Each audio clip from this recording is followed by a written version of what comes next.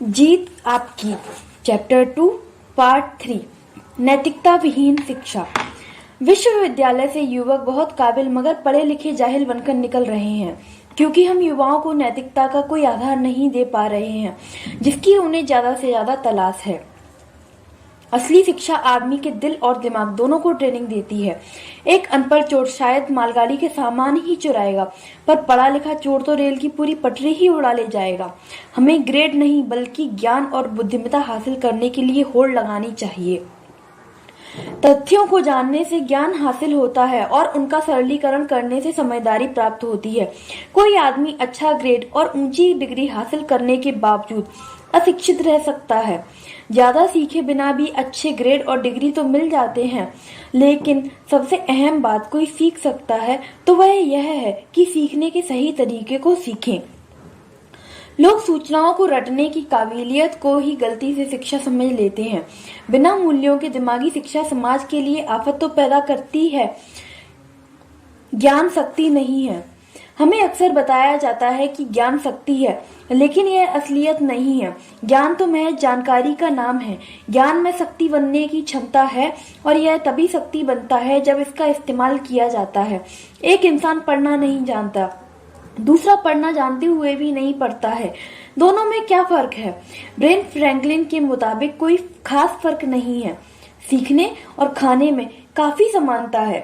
अहम बात यह नहीं होती कि हमने कितना खाया है, बल्कि यह होती है कि हमने कितना पचाया है।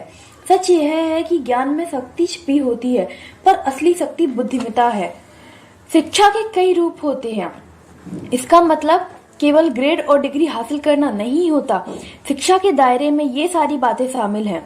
अपनी शक्ति को बढ़ावा, आत्म अनुशासन सीखना, दूसरों की बातें ध्यान से सुनना, सीखने की गहरी इच्छा होना। हमारा दिमाग मांसपेशियों की तरह होता है, उसका तेज या मंद होना इस बात पर निर्भर होता है हम उसका कितना इस्तेमाल करते हैं। अगर आप सोचते हैं कि ज्ञान पाना महंगा है तो अज्ञानी बन के देखो। जरूरी नहीं है कि शिक्षित व्यक्ति सही फैसला करे। एक आदमी सड़क के किनारे समोसे बेचा करता था।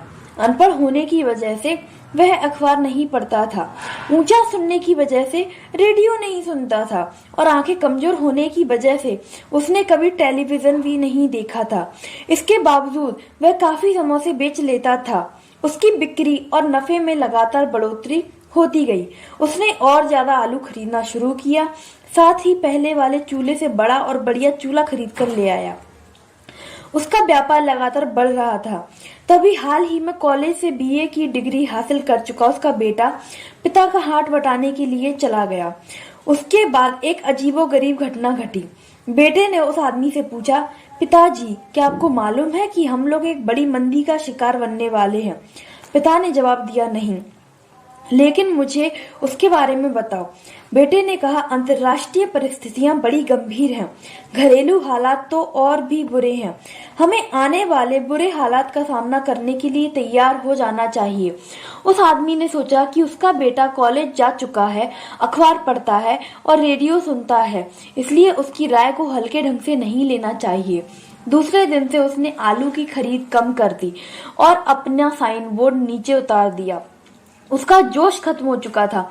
जल्दी ही उसी दुकान पर आने वालों की तादाद घटने लगी और उसकी बिक्री तेजी से गिरने लगी।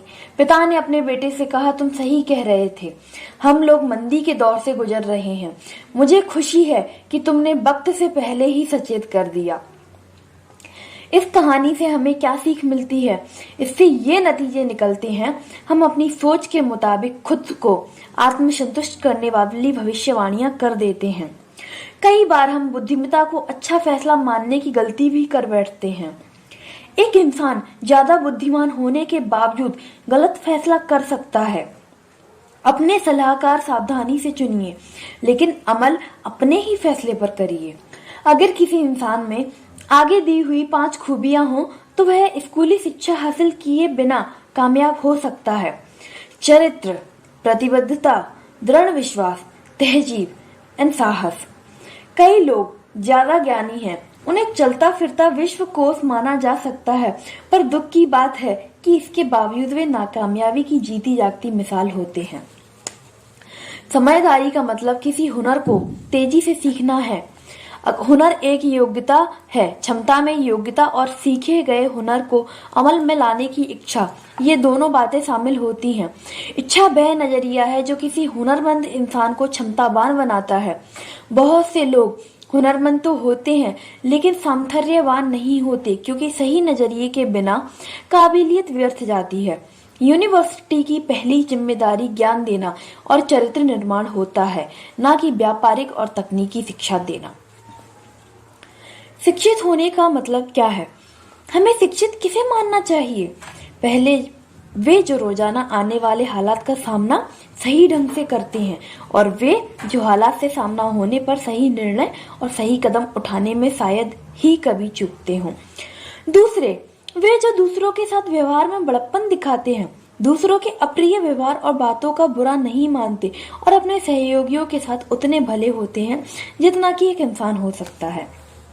और आगे वे जो अपनी खुशियों पर काबू रखते हैं और कठिनाइयों को अपने ऊपर हावी नहीं होने देते और कठिन परिस्थितियों का मुकाबला एक बहादुर इंसान की तरह करते हैं, जो इंसानी फितरत है। और सबसे बड़ी बात है कि वे लोग जो सफलता मिलने पर बिगड़ते नहीं, जो अपनी असलियत से मुंह नहीं मोड़ते, साथ ही बुद्धिमान और धीर गंभीर व्यक्ति की तरह दृढ़ता से जमीन पर पैर जमाए रखते हैं। तुक्के से मिली अच्छी चीजों पर खुश होने के बजाय जन्म से मिली काबिलियत और बुद्धि से प्राप्त कामयाबियों पर खुश होते हैं। खुश होने की ऐसी प्रवृत्ति उनकी बचपन से ही होती है।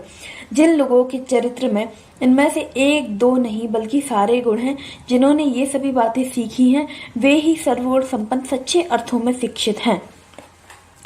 थोड़े में कहें तो पढ़े लिखे वे लोग हैं जो किन्हीं भी हालात में साहस और अक्लमंदी से काम करना तय करते हैं। अगर कोई मूर्खता के बजाय समझदारी, बुराई के बजाय अच्छाई और असभ्यता के बजाय सद्गुण को चुनता है, तो ऐसे आदमी के पास स्कूली डिग्रियां ना होने के बावजूद उसे शिक्षित माना जाना चाहिए। बहुमुखी शिक्षा क्या है?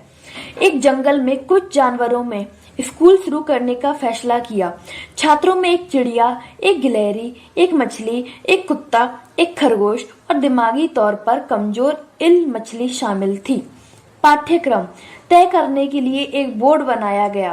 बोर्ड ने तय किया कि छात्रों को बहुमुखी शिक्षा दी जाएगी और उन्हें उड़ना, पेड़ पर चढ़ना, तैरना एवं बिल खोदना सिखाया जाएगा। हर जानवर को सभी तालीम हासिल करने की पाबंदी थी।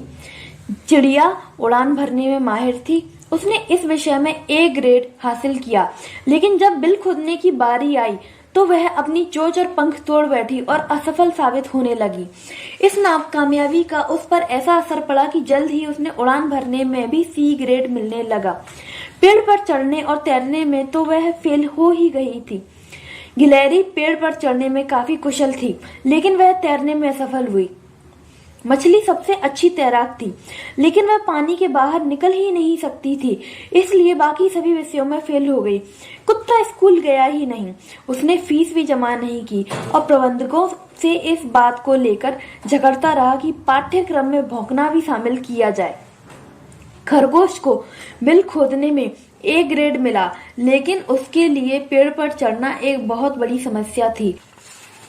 वह बार बार असफल होता रहा और एक दिन जमीन पर इस प्रकार बुरी तरह गिरा कि उसे ब्रेन डैमेज हो गया।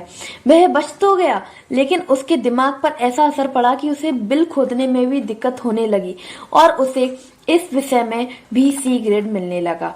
आखिरकार दिमागी तौर पर बीमार इल को, जिसने हर काम आधे अधूरे ढंग से किया था, कक्षा का सबसे उत्तम छात्र घोषित कर दिया गया। बोर्ड खुश था कि हर छात्र को बहुमुखी शिक्षा मिल रही थी। सही मायने में बहुमुखी शिक्षा छात्रों को जिंदगी के लिए इस ढंग से तैयार करती है कि उनमें मौजूद किसी क्षेत्र विशेष से संबंधित योग्यता और क्षमता भी बरकरार रहे। So hi everyone, that's it for today. This is Namita here. We'll meet you in the next one for next part. Don't forget to like, comment, subscribe and share. Press the bell icon for more videos. Thanks for watching.